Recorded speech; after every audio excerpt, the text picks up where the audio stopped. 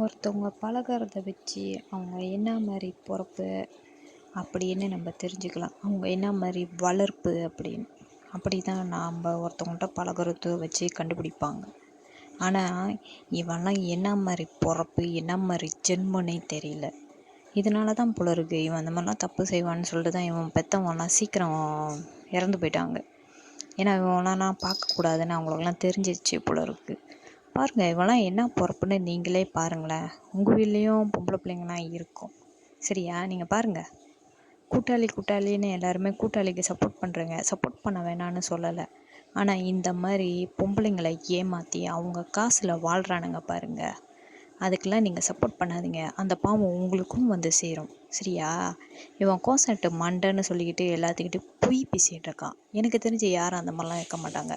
அந்த மாதிரி நம்பரில் உள்ளவனுங்களாம் எப்படி வேணால் இருப்பானுங்க. ஆனால் பொம்பளைங்களை ஏமாத்துற மாதிரி யாருமே இருக்க மாட்டானுங்க என்னை பொறுத்த வரைக்கும், சரியா? நானும் நிறைய பேரை பார்த்துருக்கேன் அந்த மாதிரி நம்பரில் உள்ளவனுங்களை.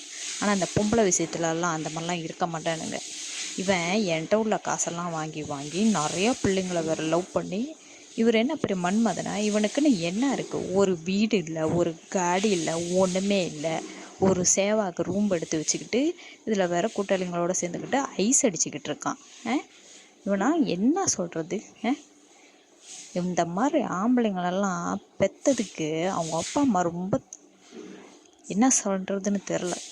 இந்த மாதிரி பொம்பளை சாபம் வாங்கிட்டு இருக்கேன். இவன்லாம் பாருங்கள், இவனுக்கெல்லாம் சரியான ஒரு பாடம் நடக்கும். அதுக்காக நான் வெயிட் பண்ணுறேன். நான் விட்ட கண்ணீருக்கு எல்லாத்துக்கும் இவனுக்கு ஒரு ஆத்மா நடக்கும், கண்டிப்பாக நடக்கும். பாருங்கள், கூட்டாளின்னு சப்போர்ட் பண்ணுறவங்க, தெரிஞ்சவனு சப்போர்ட் பண்ணுறவங்க எல்லாம் பாருங்கள். இந்த மாதிரி ஒருத்தவன் உங்கள் குடும்பத்தில் உள்ளவங்களை யாராச்சும் ஏமாற்றிருந்தா என்ன பண்ணுவீங்க?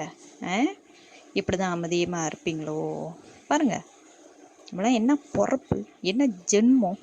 அடுத்தவங்க காசில் உயிர் வாழ்கிற நீ இவெல்லாம் ஆம்பளையா? சரி.